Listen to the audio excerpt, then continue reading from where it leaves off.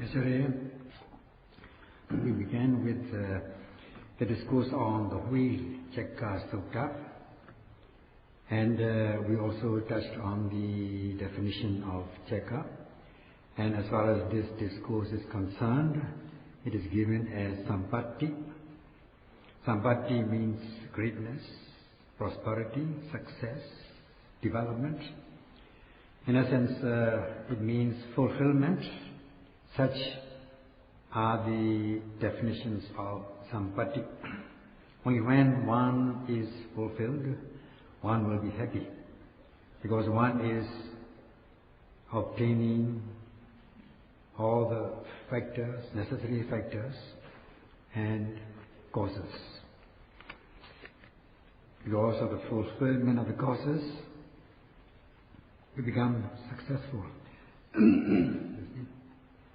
If we are not fulfilled, we are bound to suffer.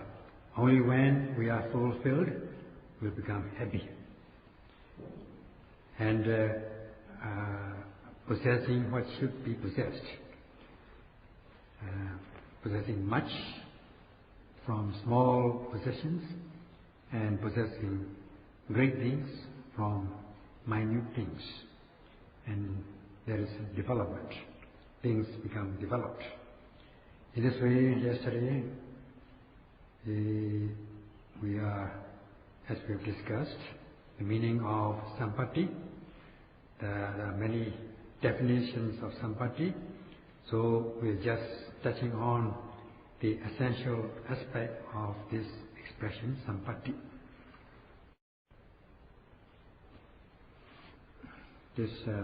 Out of this fulfillment, Sampatti, or four wheels, we are talking about the third wheel, namely conducting oneself in the right way, Attasamma Panidhi, as Sampatti fulfillment.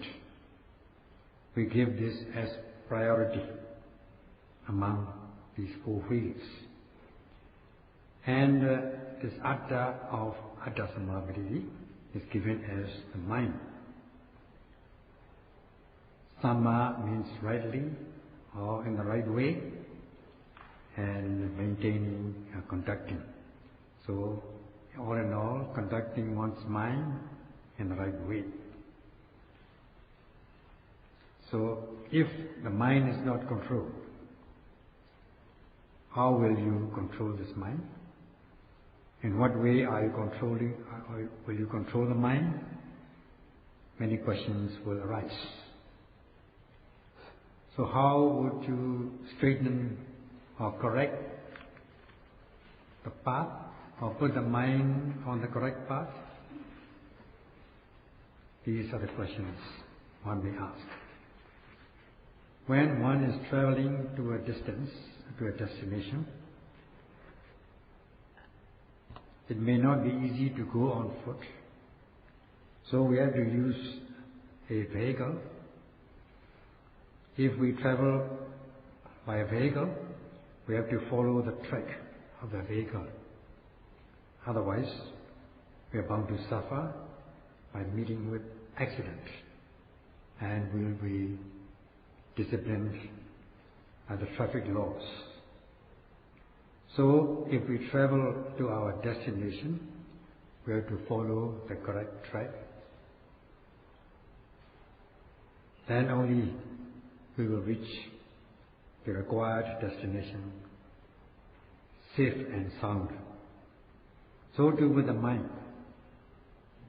In order to keep the mind on the right track, we need to put the mind on the right track, keep it on the right, conducted rightly, because we are taking Atta as mind. We must make the mind right, or conduct the mind in the right way. As is given in this expression, Citta Sakhina Cittasa, that is, mindfulness should be activated as a means of protection. then we will be able to keep the mind straight on the right track. And as much as we conduct the mind in the right way, keep on the right track, we are bound to conduct our physical and verbal behaviors rightly. Because it is the mind which causes the physical and verbal behaviors. If the mind is not correct or good, or because it is not controlled, then it will be going here and there, and then we will be committing wrongdoing by body and speech. Just like when you have children, if you do not control these children properly, then they may become delinquent, associating with bad ones, because it is easy for the children to become bad. So, to be worthwhile bringing up these children, one must control them, maintain them, put them on the right track, and control them in the right way. So too with the mind, we need to control it in the right way.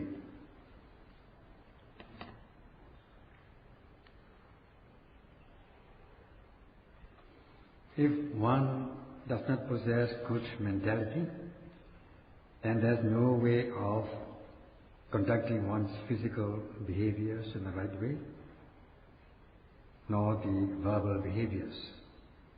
It goes without saying, if one has good mentality, then it is more likely that one's physical behaviors will be correct or good, and one's verbal behaviors will be sweet and well. Therefore, it is obvious that mind is in the main. Hence, these commentarians have defined Atta as mind in this case, and not in the sense of Jiva Atta, individual self or soul, or Brahma Atta, supreme self or soul, in other occasions. Here the mind is to be taken as Atta, or Atta is to be taken as the mind. Hence the commentarians has given Atta as the mind. Then this expression Attasamma Panidhi will be defined as conducting one's mind in the right way. The virtuous, wise people would say this, that only when one's mind is molded will the body be properly shaped. Or only when one's stream of consciousness is properly shaped will one's mind, one's body will become beautiful. If one cannot control one's mind in the right way, then the mind will not be pure. If, on the other hand, you can control your mind will become pure. Thus, you are said to be winning victory over your mind.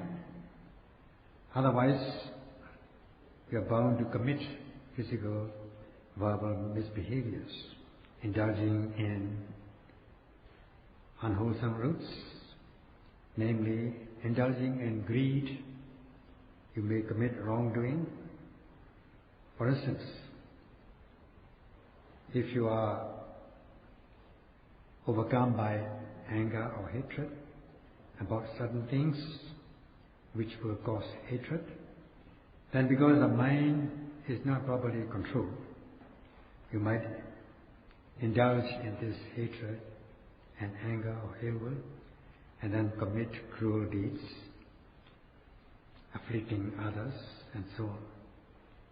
And because you are overcome by greed, especially the extreme form of greed, you may be led to commit covetousness, sexual misconduct, false speech, and indulging in drugs and intoxicants. When you are not knowing the true nature of things, or especially not knowing the unwholesome consequences of immoral deeds, you are said to be overcome by delusion. Then you'll be committing wrong things by body and speech. That is because you are indulging in delusion, leading to physical and verbal misbehaviors. Therefore, it is said that to control one's life, the mind is in the main. Therefore, the virtuous people or the wise people have said that only when one's mind is properly shaped will one's body become beautiful. Now the yogis are practicing the way of mindfulness. They are shaping their mind by controlling their stream of consciousness not to be associated with the unwholesome roots, namely greed, hatred and delusion. Protecting the mind with the application of mindfulness. And if the impurities arise, they will activate mindfulness and overcome these impurities. Buddha himself has admitted that the evil nature of the mind in 3 ways as given in the Dhamma. First of all, the mind is difficult to tame, difficult to be controlled. Just like a calf just born will go here and there if it is not controlled properly. It will become wild, and it will become a wild cow or wild ox. Because the mind is difficult to tame, such is the nature of the mind. It arises and passes away very fast, and it will go anywhere it likes.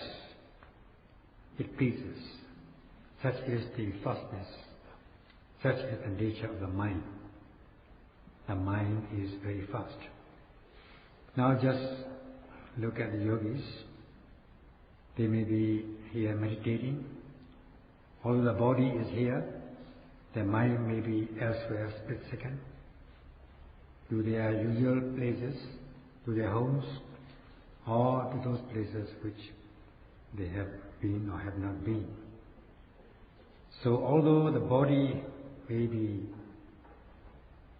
difficult to travel to a distance, it may take hours to travel on foot or minutes by vehicle. As for the mind, it travels at once in a split second, because it arises and passes away very fast, and also it is changeable.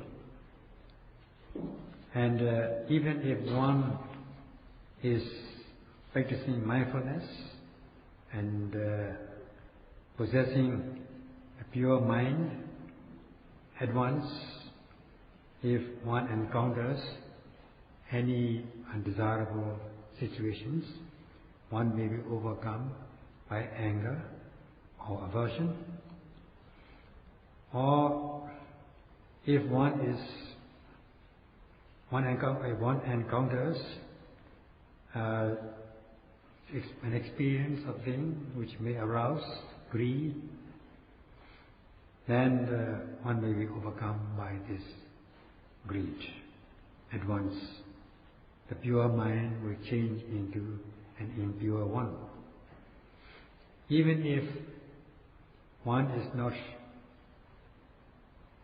being afflicted by this greed and hatred, if one has lost mindfulness, is not noting the obvious object, thus not knowing the true nature of that object, one is said to become deluded. The mind is not clear-cut. Thus will the mind change very quickly.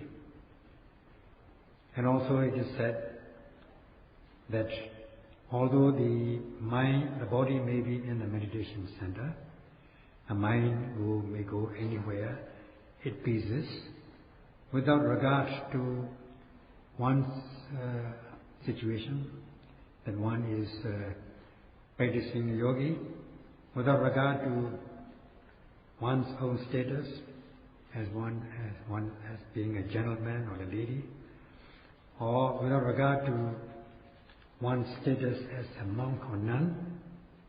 One's mind may go anywhere it pleases. In this way, the Buddha has revealed the nature of the mind. If the mind is left uncontrolled or unactivated, then the mind will become worse and worse. So it is said that it is good to tame the mind or control the mind. As in accordance with his saying, Chidasa Dhammato Sadhu. The mind rises and passes away very fast, difficult to control, changeable. It will go anywhere it pleases if it is not controlled properly. So it is difficult to control or tame it. But how to tame or control it? And where does this mind come from? What is the source of this consciousness? There are 6 sources, namely, the eye is one source, the ear is another, the nose, the tongue, the body, and the heart, or mind, having thoughts and ideas. As for the eye, the visible object impinges the eye, sensitivity, or sensitive part of the eye, giving rise to seeing consciousness. Not only seeing consciousness, but also contact and feeling, good or bad or neutral, as a result of seeing. At this moment, it is just the visible object striking the base element of the eye. At this point, it is just seeing. It is pure at this stage. Because at this stage, a mind or consciousness is neither wholesome nor unwholesome. It is functional. At this moment, we have to apply this mindfulness. But how to apply mindfulness? We note seeing as seeing, hearing as hearing, smelling as smelling, tasting as tasting, and so on. And just apply, in this way you apply the way of mindfulness, Satipatthana, to note these objects as it arises. This is the right way of controlling the mind. Buddha said, what is this one way of controlling one's mind? And the answer is, one should control the mind by ever mindfulness of ever arising, whatever arises. That is, to guard your mind with vigilant mindfulness of every arising of whatever arises. That is, whatever you see, you note as such, and note every hearing, note every smelling, tasting, touching, and knowing. Or when the yogis are practicing, they note every rising and falling of the abdomen, every sitting, standing, every hardness, softness, heat, cold, warmth, heavy stiffness, tension, heavy lifting, moving, pleasing, bending, stretching, and so on. These are the things which mean whatever arises. So whatever arises in the body are to be noted. This is how the Buddha has taught. So this is how one controls the mind in the right way, so as to purify it, so that the mind becomes gentle, cultured, tame, peaceful, and lovable with good consequences.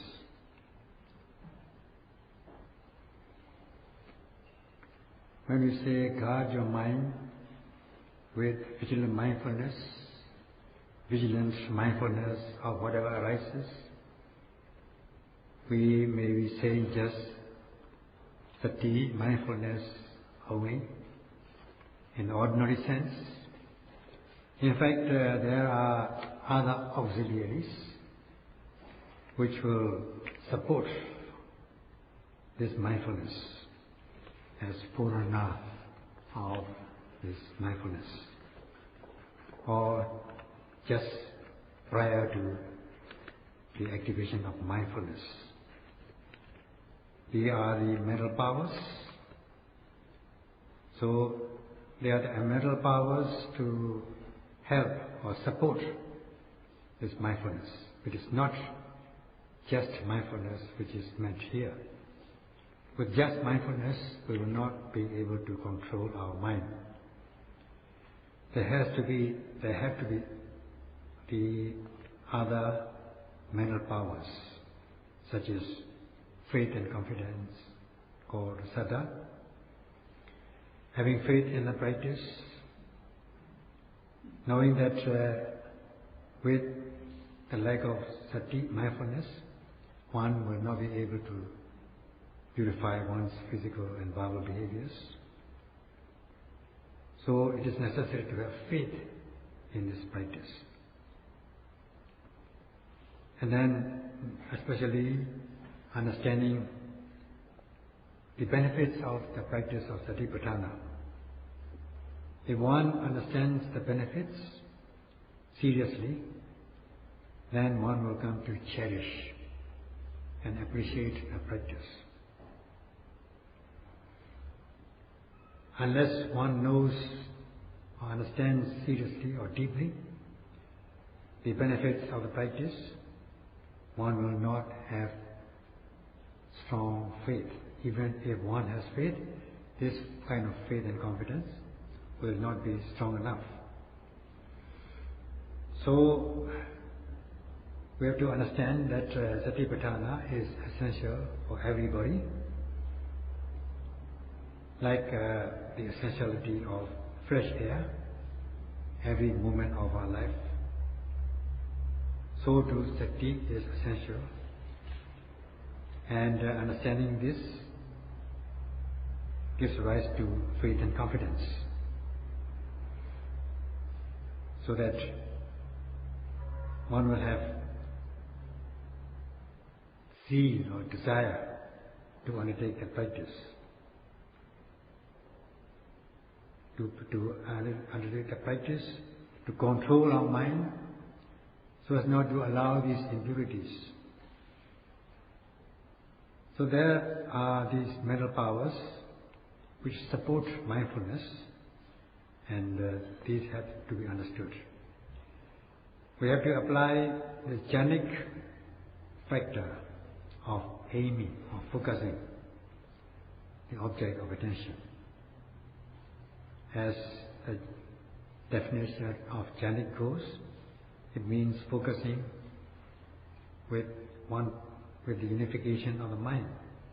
So do we apply this power of aiming or focusing to be concurrent with the object of attention. This is known as vitakka, and we need to apply virya, energy, the driving force, to drive to direct the noting mind to the object of attention. In this way, we need these two mental powers, namely aiming or focusing and exertion of energy, which will support the power of mindfulness every moment. So with the energetic aim, the noting mind is sustained on the object of attention as though it wraps around the object of attention, as though the noting mind sinks into the object of attention, giving rise to the activated mindfulness, with the result that the mind will not go elsewhere. There will be no wandering or distraction. As is said, Avekripo Samadhi, the power of Samadhi, concentration is not wandering. And in this way the mind will fall calm and collected on the object of attention every time one notes, giving rise to deepening of concentration. So although we are talking about sati, mindfulness, there are these mental powers such as aiming or focusing and the exertion of energy. When mindfulness arises, the concentration will deepen automatically. Such is the meaning of saying we should guard our mind with vigilant mindfulness of whatever arises. So in this way, there are these auxiliaries of mindfulness, sati, leading to activation of sati and samadhi. And if you analyze these qualities, they are significant. First of all, we learn the method of practice, the correct method of practice. You come to know the correct method of practice, and you come to know how to cultivate your mind in the right way, so that you will not be following the wrong track, wrong path. Thus, you have this faith and confidence, knowing the benefits of mindfulness, so that there will be no doubt, skeptical doubt about this practice of Vipassana and its consequences. So one is walking the right path of mindfulness. This is the right track. And we are only hoping for or expecting good benefits, not the wrong benefits. We are conducting ourselves in the right way. This is the right desire or zeal, not the wrong zeal, wrong desire. Such is the meaning of Attasamma Panidhi, conducting ourselves in the right way. So we are noting ever arising object, beginning with arising and falling as the main object, applying this power of focusing, aiming, to be concurrent with the object of attention, so as not to allow these afflictive thoughts or harmful thoughts, like thoughts of sensual pleasures, kama videka, thoughts of ill will, javara videka, and thoughts of harming others, vihimsa videka. So we are free of these wrong thoughts. Thus we are on the right track. We are conducting ourselves in the right way. Because we are applying this the right factor of jhana, we are applying this videka, aiming or focusing.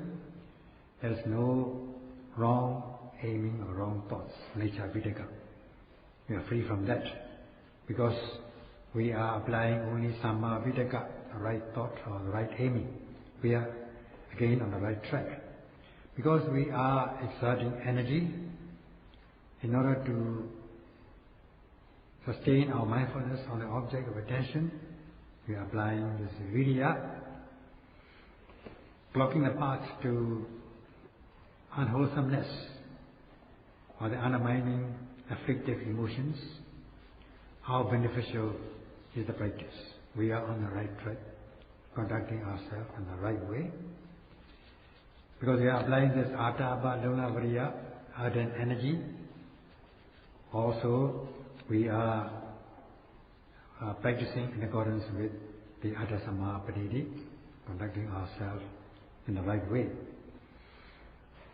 Because we are not allowing any impurities in our stream of consciousness, by guarding our mind with vigilant mindfulness of whatever arises, activating our mind with the activation of mindfulness, there cannot be any impurities, such as the impurity of lust or craving, raga, the impurity of anger or aversion, dosa, or other afflictive emotions, because we are protected. How wonderful. And as we activate mindfulness, the mind falls calm and collected on the object of attention. There will be no distraction. The mind will not be removed from the object. Thus there will be no restlessness or remorse. Remorse of not having done good things, or remorse about having done bad things. So that the mind falls calm and collected on the object of attention. At that moment, there cannot be any afflictive emotions. Now we are taming our mind with the practice of Satipatthana, so as not to allow these afflictive emotions. Hence this expression, Cetan Dantam Sukhavaham. By taming the mind in this way, on controlling in the right way, we are realizing peace and happiness. In this way, the Buddha has revealed the positive results of the controlling of mindfulness, controlling of the mind. Such is the consequences of realizing the benefits in our own right, purifying the mind, the Bhavana consciousness, meditative mind. If we continue the practice of mindfulness, we are bound to realize greatness in our own right, success in our own right, development of the mind in our own right, and peace and happiness in our own right. In this way, we can just imagine how we realize this greatness and prosperity from practical experience. We shall continue tomorrow.